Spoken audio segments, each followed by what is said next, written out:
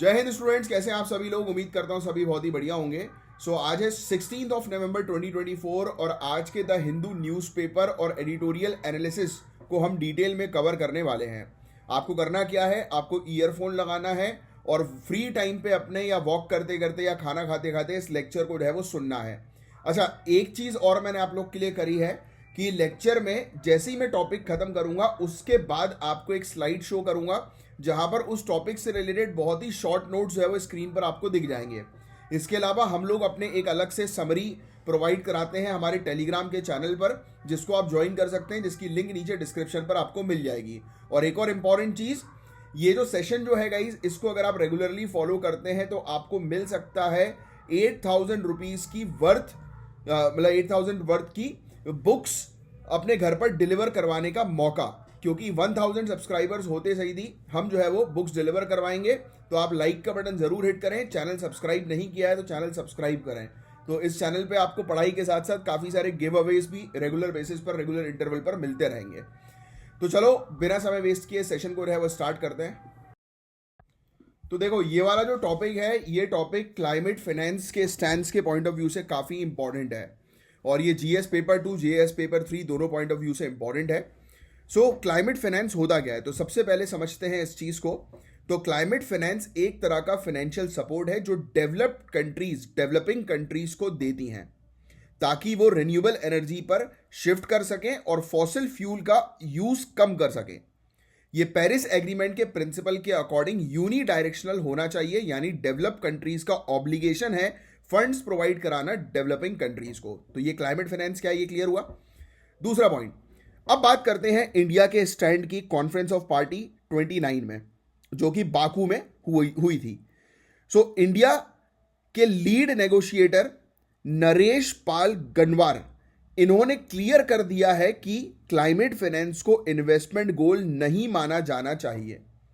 यह एक developed countries की रिस्पॉन्सिबिलिटी है कि वो फंड्स मोबिलाइज करें और डेवलपिंग कंट्रीज को उनके डेवलपमेंट गोल्स कॉम्प्रोमाइज किए बिना रिन्यूएबल एनर्जी ट्रांजिशन के लिए मदद करें। देखो कितनी अच्छी बात इंडिया की तरफ से कही गई है यहां पर कि हम क्लाइमेट फाइनेंस जो आ रहा है, यानी कि डेवलप कंट्रीज जो प्रोवाइड करा रही है, उसको हम इन्वेस्टमेंट ना माने।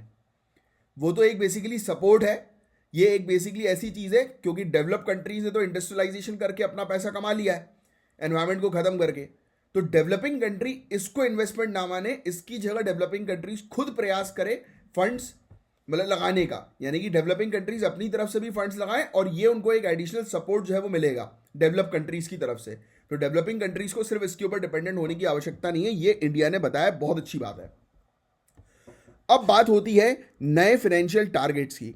एक नई ग्लोबल टारगेट सेट करने की बात चल रही है जिसे NCQG यानी न्यू कलेक्टिव क्वांटिफाइड गोल कहते हैं। क्या बोलते हैं, मैं फिर से रिपीट करता हूं, न्यू कलेक्टिव क्वांटिफाइड गोल।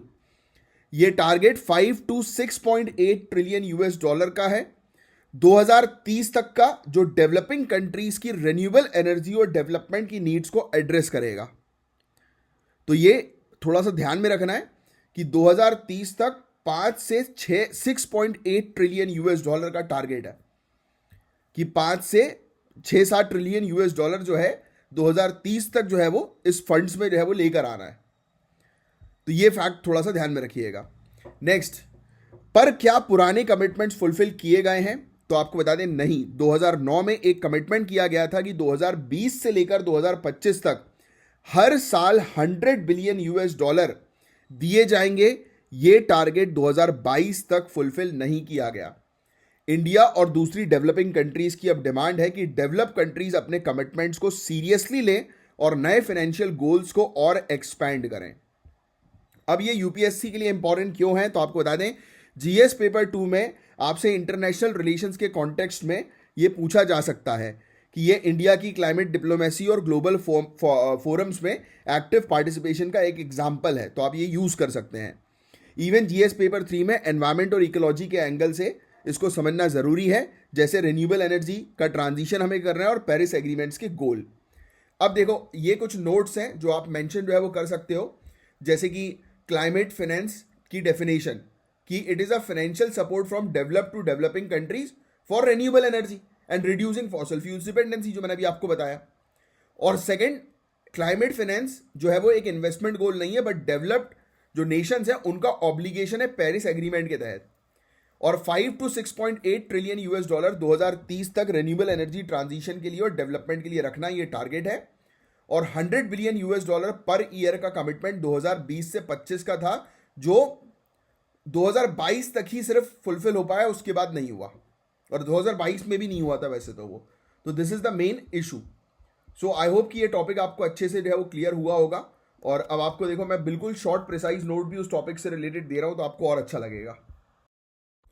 अब जो ये टॉपिक है जिसके अंदर हम बात करेंगे, जो डायरेक्टली हेल्थ वर्कर्स की सेफ्टी और प्रोटेक्शन से रिलेटेड है, हम बात करेंगे कि क्यों NTF यानी कि नेशनल टास्क फोर्स ने कहा है कि एक अलग से सेंट्रल लॉ यानी कि केंद्रीय कानून की जरूरत नहीं है to tackle crimes against health care professionals. तो NTF यानी कि नेशनल टास्क फोर्स, इन्होंने एक सुओ मोटू केस में ऑनरेबल सुप्रीम कोर्ट के सामने ये स्टेटमेंट दिया है कि हेल्थ केयर प्रोफेशनल्स के खिलाफ हो रहे क्राइम्स को टैकल करने के लिए कोई सेपरेट सेंट्रल लॉ बनाने की जरूरत नहीं है। NTF का कहना है कि ऑलरेडी हमारे पास जो कानून है, जो अभी स्टेट्स के लेवल पर है, और भारतीय न्याय संहिता 2023 में जो प्रोविजंस है, वो ऑलरेडी माइनर से लेकर हीनियस क्राइम्स तक सभी टाइप्स के ऑफेंसेस को एड्रेस करने के लिए सफिशिएंट है। अब let's talk about existing legal framework. ये फ्रेमवर्क ऑलरेडी काफी स्ट्रांग है।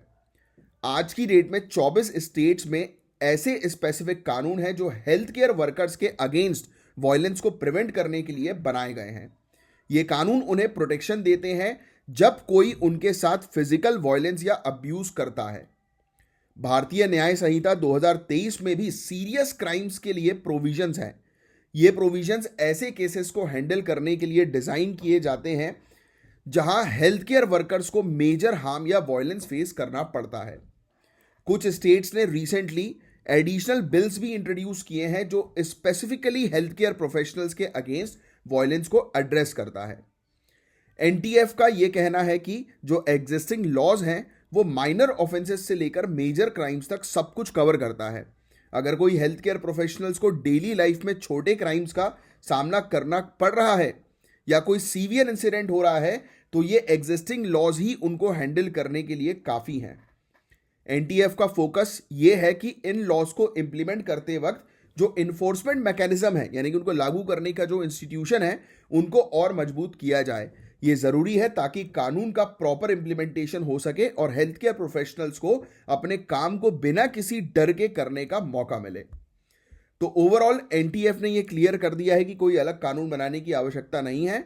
हमारे पास ऑलरेडी एक स्ट्रॉन्ग लीगल फ्रेमवर्क है जो हेल्थ केयर प्रोफेशनल्स को प्रोटेक्ट करता है। अब हमें इन लॉस को इफेक्टिवली इंप्लीमेंट करने की आवश्यकता है। तो शॉर्ट नोट्स में आप यही बना सकते हैं इससे रिलेटेड कि ऑलरेडी हमारे पास जो है वो जो हेल्थ केयर प्रोफेशनल्स हैं उनको प्रोटेक्ट करने के लिए ऑलरेडी हमारे पास एग्जिस्टिंग लॉज हैं, राइट। तो ये था गाइस पूरा ओवरऑल टॉपिक। अब गाइस एडिटोरियल की जो है वो हम लोग बात करें तो यहाँ पर मध्य प्रदेश के एक मुद्दे की जो है वो बात हो रही है, जिससे रिलेटेड पहले भी हम लोग जो है वो डिस्कस कर चुके हैं। सो अ jumbo crisis in Madhya Pradesh. इस क्राइसिस ने हमारे एनवायरनमेंट और बायोडाइवर्सिटी के लिए एक इंपॉर्टेंट मैसेज दिया है, specially human wild life conflict के बारे में। सो UPSC सिविल सर्विसेज में GS पेपर 3 एनवायरनमेंट और बायोडाइवर्सिटी के लिए ये टॉपिक काफ़ी इंपॉर्टेंट है। हम समझेंगे कि ये क्राइसिस जो है वो कहाँ हुए, इसका क्या रीज़न और इसके सोल्यूशन के लिए गवर्नमेंट ने क्या स्टेप्स लिए। तो मध्य प्रदेश के बांधवगढ़ टाइगर रिजर्व में एक शॉकिंग इंसिडेंट होता है जिसमें 10 हाथियों की मौत हो जाती है। ये मौत 29 अक्टूबर से लेकर 31 अक्टूबर के बीच में हुई थी। एंड द रीज़न, ये एलिफेंट टॉक्सिक कोडो मिलेट ये खाने से मर गए।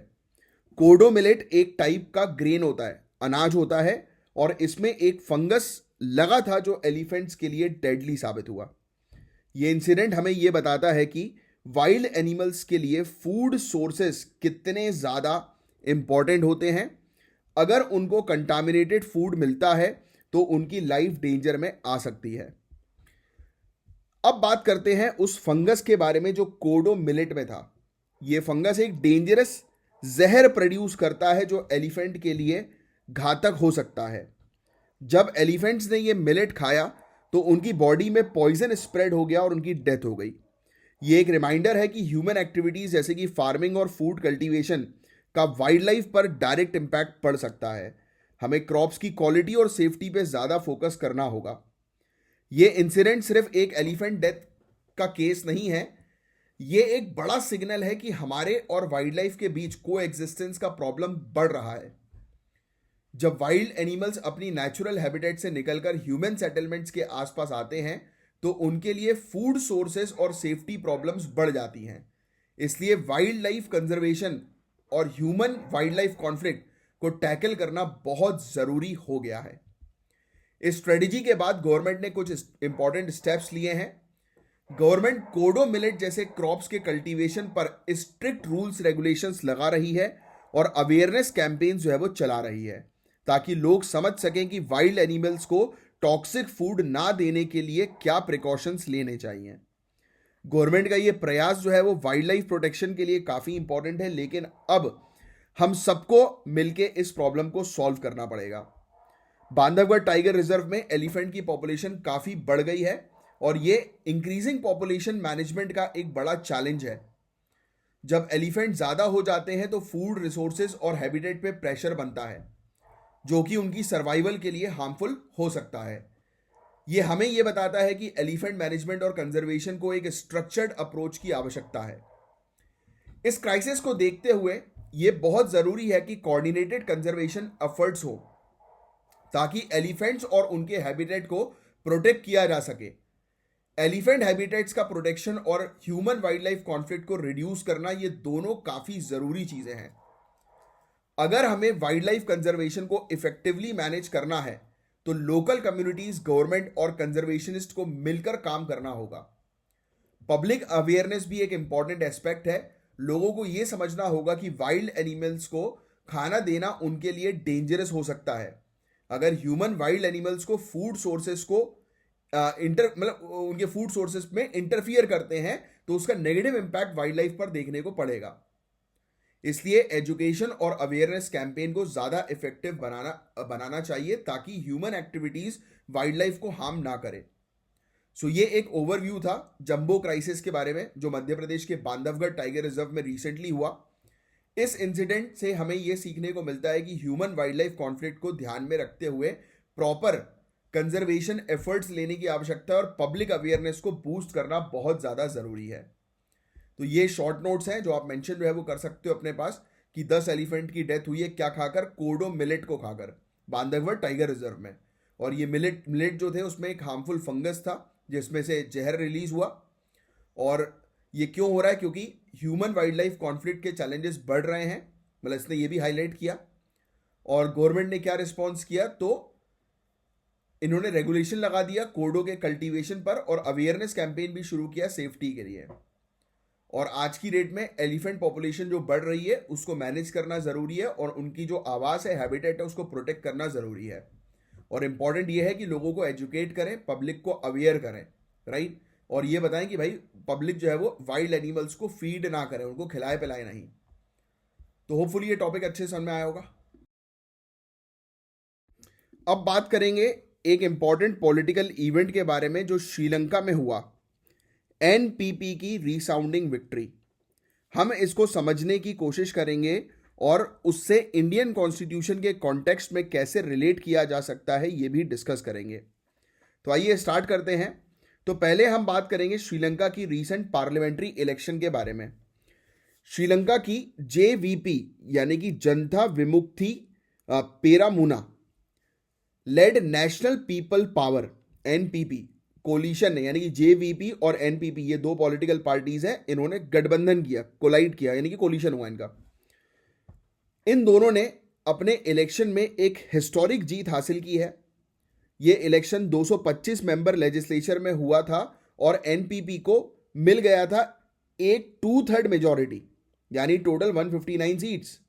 ये सीट्स इंक्लूड करते हैं 141 डायरेक्टली जीती हुई सीट्स और 18 प्रोपोर्शनल रिप्रेजेंटेशन के थ्रू मिली वाली सीट्स। अब ये सब चीज़ें याद रखने की जरूरत नहीं है। एक सिंपल सा फैक्ट कि अभी रिसेंटली पार्लियामेंट्री इलेक्शन हुआ श्रीलंका में जहां पर जेवीपी और एनपीपी पार्टीज ने जो है वो गठबंधन किया। आप सबको याद होगा 2020 में एनपीपी को सिर्फ 3 सीट्स और 3.84% वोट शेयर मिला था और आज ये कोलिशन सुपर मेजॉरिटी के साथ जो है वो जीती है।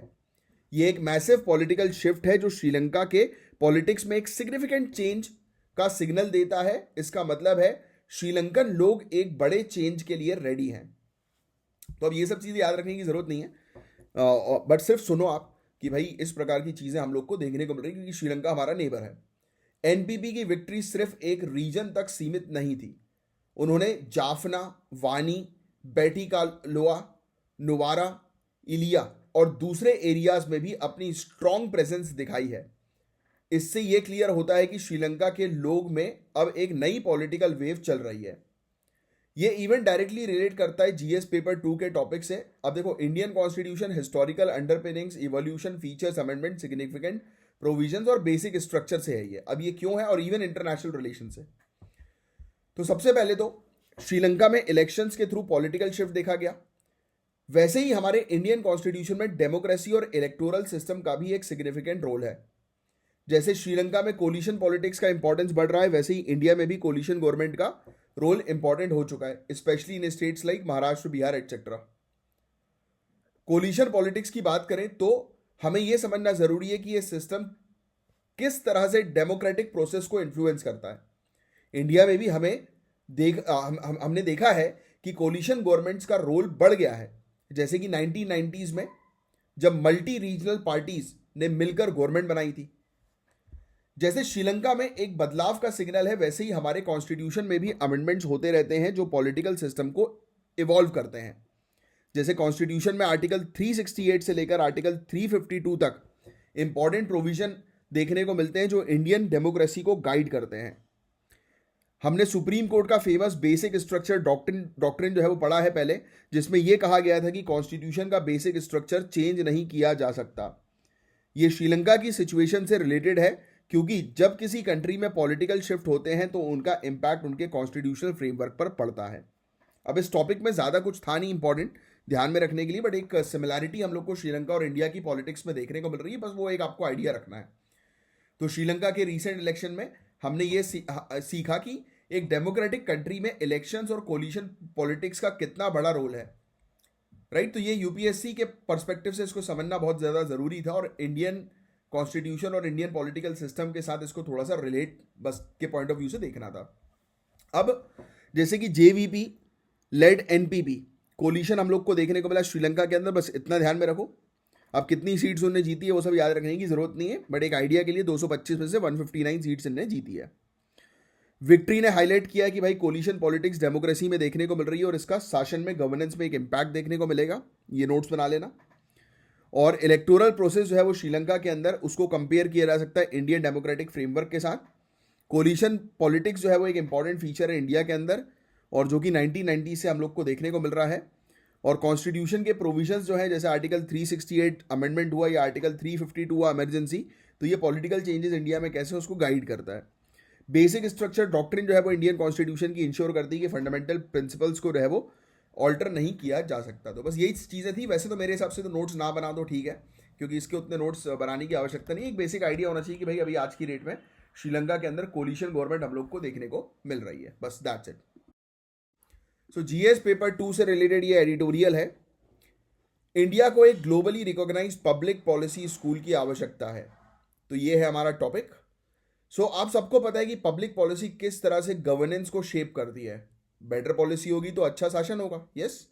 लेकिन इंडिया में आज तक ऐसे कोई ग्लोबल इंस्टीट्यूशन नहीं है जो दुनिया भर के गवर्नेंस को इन्फ्लुएंस करे।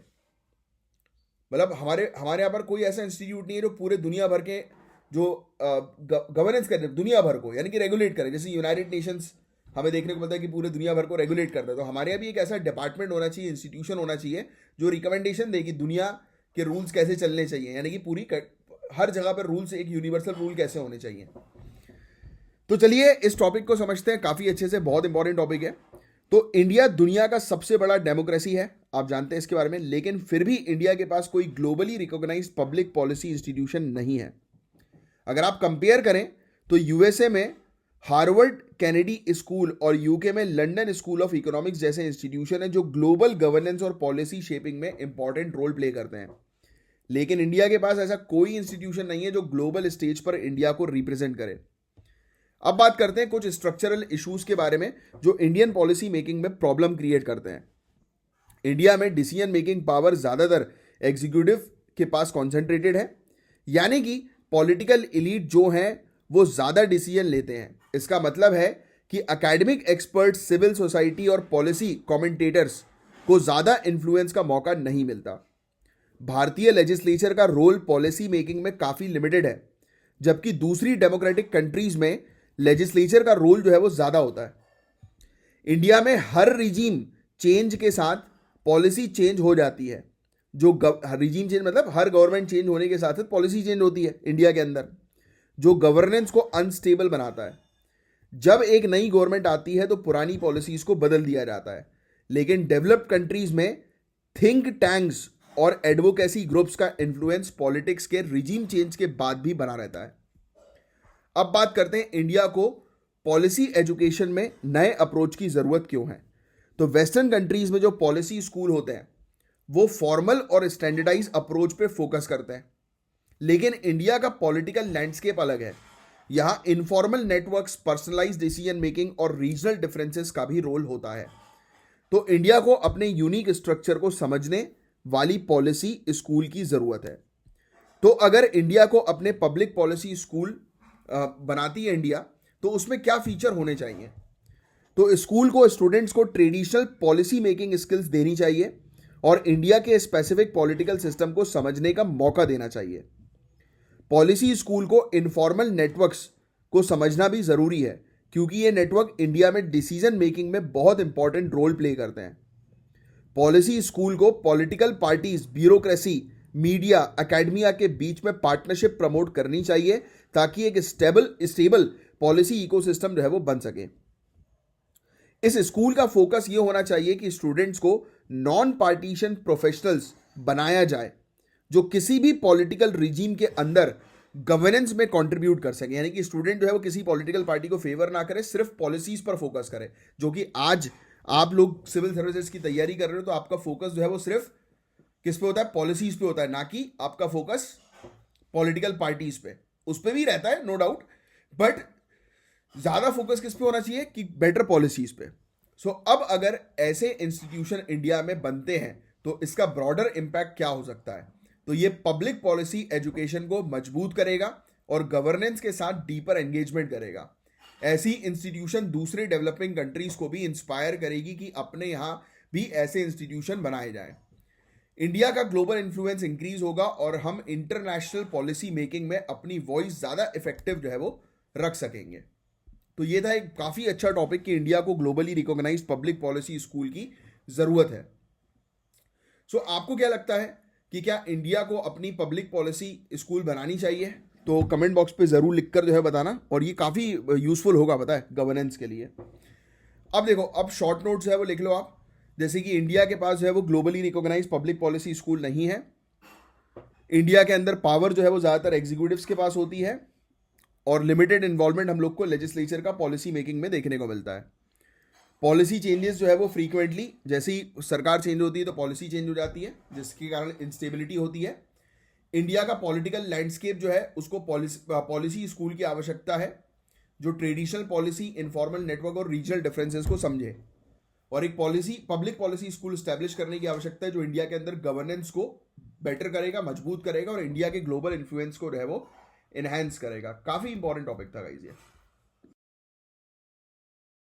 अब देखो गाइस, एक जो टॉपिक है अलीगढ़ मुस्लिम यूनिवर्सिटी का, ये हम कुछ दिनों से ऑलरेडी जो है वो डिस्कस कर रहे हैं। सो इसी से रिलेटेड एक आर्टिकल भी जो है वो आया है आज। तो 2024 का ये जजमेंट है, इसके बारे में आपको और डिटेल में बताऊंगा। सो इसका रिलेशन डायरेक्टली इंडियन कॉन्स्टिट्यूशन के आर्टिकल 30 से है, जो माइनॉरिटीज के राइट्स को स्टैब्लिश और एडमिनिस्टर एजुकेशनल इंस्टीट्यूशन को प्रोटेक्ट करता है। So let's break it down in a simple and easy way. हम इस केस को समझेंगे स्टेप बाय स्टेप। जिनको नहीं पता इस केस के बारे में उनको भी आज पता लग जाएगा इस एडिटोरियल के जरिए, और जिनको ऑलरेडी पता है उनका एक रिवीजन हो जाएगा। सबसे पहले अलीगढ़ मुस्लिम यूनिवर्सिटी की बात करें तो ये यूनिवर्सिटी 1877 में सर सैयद अहमद खान ने स्टैब्लिश की थी, और तब से ये इंस्टीट्यूशन मुस्लिम एजुकेशनल और कल्चरल एक्टिविटीज में एक बहुत इंपॉर्टेंट रोल प्ले कर रहा है। अलीगढ़ मुस्लिम यूनिवर्सिटी का केस काफी इंपॉर्टेंट है क्योंकि इसके थ्रू हम माइनॉरिटी राइट्स को समझते हैं जो हमारे कॉन्स्टिट्यूशन में दिया गया है।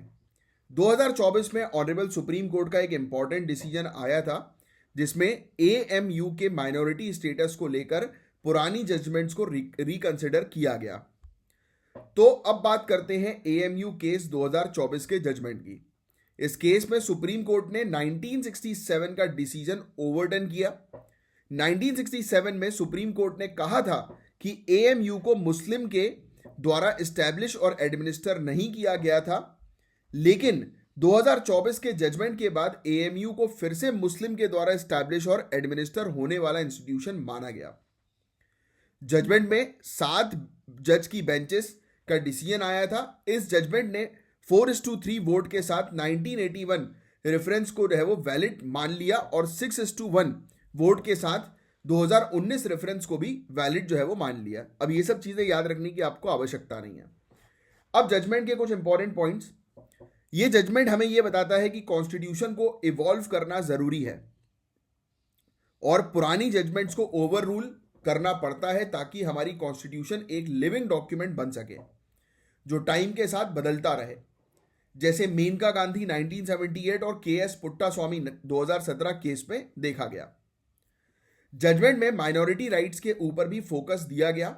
जस्टिस DY चंद्रचूड़ ने एम्फेसाइज किया कि राइट टू एडमिनिस्टर एक इंपॉर्टेंट पार्ट है जो बाशा 1961 केस के रेशियो से रिलेटेड है।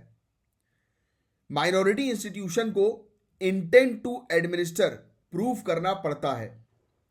जेवियर 1974 और केरल एजुकेशन बिल 1958 केसेस में यह बताया गया था कि माइनॉरिटीज को अपने इंस्टीट्यूशंस एस्टैब्लिश करने का अधिकार है, लेकिन उन्हें जनरल रूल्स फॉलो करने पड़ते हैं। जजमेंट का डिसेंट भी था। जस्टिस दीपांकर दत्ता ने अपनी माइनॉरिटी व्यूज दिए जिसमें उन्होंने कहा कि माइनॉरिटी डोमिनेंस का टेस्ट होना चाहिए ताकि यूनिवर्सिटी अपने माइनॉरिटी स्टेटस को प्रूव कर सके। एक और इंपॉर्टेंट पॉइंट था कि 30 लाख रुपए का फंड जो एएमयू के एस्टैब्लिशमेंट के लिए रेज किया गया था उसकी वैलिडिटी को लेकर कुछ कंफ्यूजन थी, लेकिन फैक्ट्स के अकॉर्डिंग ये अमाउंट रेज करना एक नेसेसरी कंडीशन था फॉर द यूनिवर्सिटीज इनकॉर्पोरेशन। इस केस से आर्टिकल 30 जो इंडियन कॉन्स्टिट्यूशन का है वो सामने आता है। आर्टिकल 30 प्रोटेक्ट करता है माइनॉरिटीज और उनके एजुकेशनल राइट्स को, ये चीज आपको ध्यान में रखनी है। और इस आर्टिकल के अंडर माइनॉरिटीज को अपने इंस्टीट्यूशन को एस्टैब्लिश करने और एडमिनिस्टर करने का अधिकार दिया गया है। सुप्रीम कोर्ट ने इस केस में यह क्लियर किया कि माइनॉरिटी इंस्टीट्यूशंस को अपना गवर्नेंस सिस्टम बनाने का अधिकार है, लेकिन उन्हें जनरल रूल्स को फॉलो करना होगा। तो ये जजमेंट हमारे लिए काफी इंपॉर्टेंट था क्योंकि इससे हमें समझ में आता है कि माइनॉरिटी राइट्स को प्रोटेक्ट करना किस तरह से इवॉल्विंग प्रिंसिपल्स के थ्रू हो सकता है।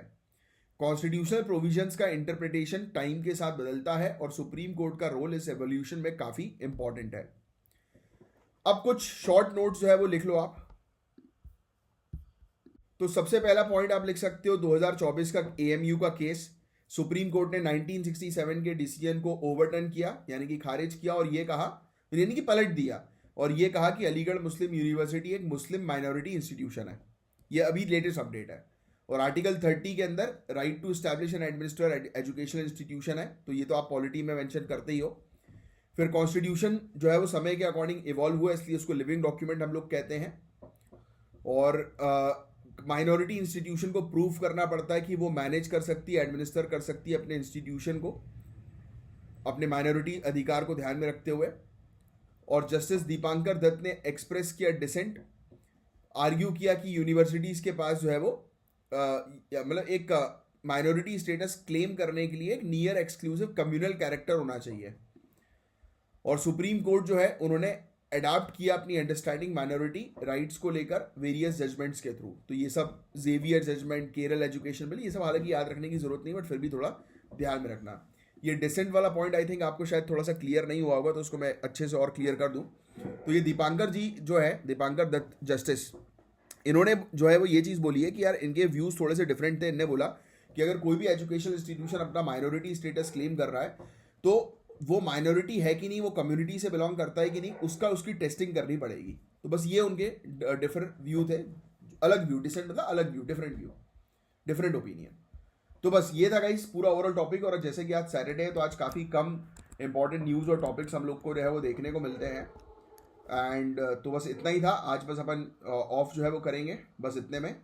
सो होपफुली मैंने जितने भी टॉपिक्स आपको पढ़ाए आपको बहुत अच्छे से क्लियर हुए होंगे। और एक और देखो, इसमें मैंने एक नया इनिशिएटिव आपके लिए जोड़ दिया है कि अब से स्क्रीन पर ही आपको शॉर्ट नोट्स जो है वो सामने ही जो है वो मिल जाएंगे, जिससे आपको काफ़ी हेल्प मिलेगी राइट, चीज़ों को समझने में, नोट डाउन बनाने में। और बाकी उसकी समरी तो मैं ऑलरेडी आपको दे ही रहा हूँ। टेलीग्राम के चैनल को जो है वो ज्वाइन कर लेना। तो और भाई लाइक करो, शेयर करो, सब्सक्राइब करो, चैनल को बढ़ाना आपको ही है राइट। और उसके बदले में मैंने आपको ऑलरेडी बता ही दिया कि मैं आपको जो है वो गिव अवे जो है वो करता रहूँगा। चलो अब मिलेंगे हम लोग कल के लेक्चर में। तब तक के लिए bye, take care, have a great day. जय हिंद।